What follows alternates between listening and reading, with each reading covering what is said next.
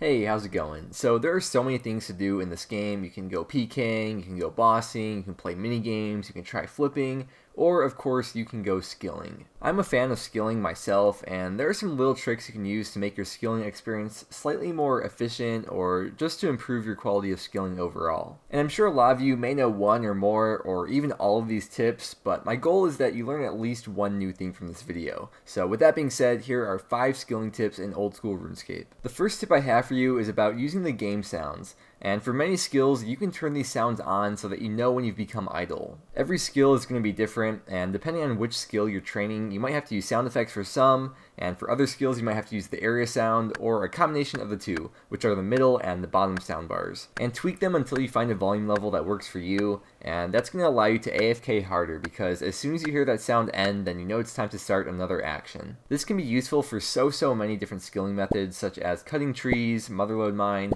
mining dense essence, fletching, cooking, pickpocketing, and one of the most important ones, which is at Winter Toad, so you can tell whenever you take damage. Alright, the next tip I have for you is super important if you're into doing farm runs, and if you don't know about this one already, it's going to be a lifesaver, and that is using the Geomancy spell. In order to cast it, you need 65 magic, and need to have completed Lunar Diplomacy to be on the Lunar Spell book. And the spell itself costs 3 Astral Runes, 3 Natures, and 8 Earths. Once you cast it, you'll see this menu, and it shows you every single farming patch in the game, besides patches that you use in quests, and it tells you pretty much everything you need to know about every patch. You can see what crop is growing, what stage of growth it's in, whether or not it's protected, if it's diseased, what kind of compost was used, if you use compost, whether or not it needs to be watered, and yeah, I mean, it really tells you everything you need to know about your patches. So if you haven't done the Lunar Diplomacy quest already, then this is all the more reason to push yourself to get that done. For this next tip, this one will help you out with banking for certain skills.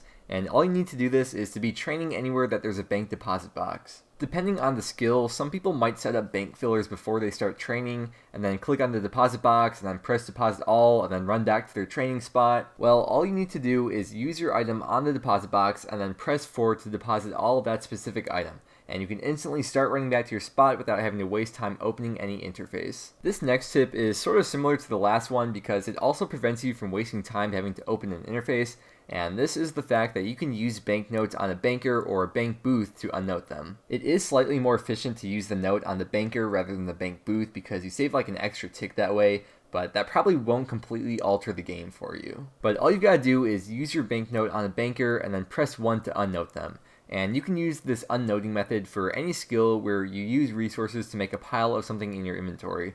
And some good examples of that would be making cannonballs, smithing bolts or dart tips, fletching arrow shafts, making herb tar, or there's some other unique methods that aren't exactly piling up a resource and are kind of more unique, and that could be like fire making, or non-abyss runecrafting, or construction to unnote your planks at files, and I'm sure there's plenty of other ways as well to use banknotes for skilling. And the 5th and final tip that I have for you today is about taking desert damage. And this tip will be useful for doing anything in the desert, whether you're training Slayer, or agility, or questing, but we're just going to be mining for this example. So whenever you're in the desert heat will affect you at certain intervals with a base of 90 seconds. And every 90 seconds you'll have to take a sip of water skin, or if you don't have any water skins, then you'll take damage from the heat. And a lot of times you won't want to waste inventory space on a bunch of water skins, so what you could do instead is bring a regen brace, which will double your HP restoration, so you restore 2 HP per minute instead of 1. And then I know this is a high requirement, but if you have 99 HP and you have the hit point skill cape, it'll stack with the regen brace, making you heal 4 HP per minute, which will completely negate the need to bring water skins because you'll heal as much as you're taking damage. If you don't have the hit points cape, you can also stack the regen brace with the rapid heal prayer,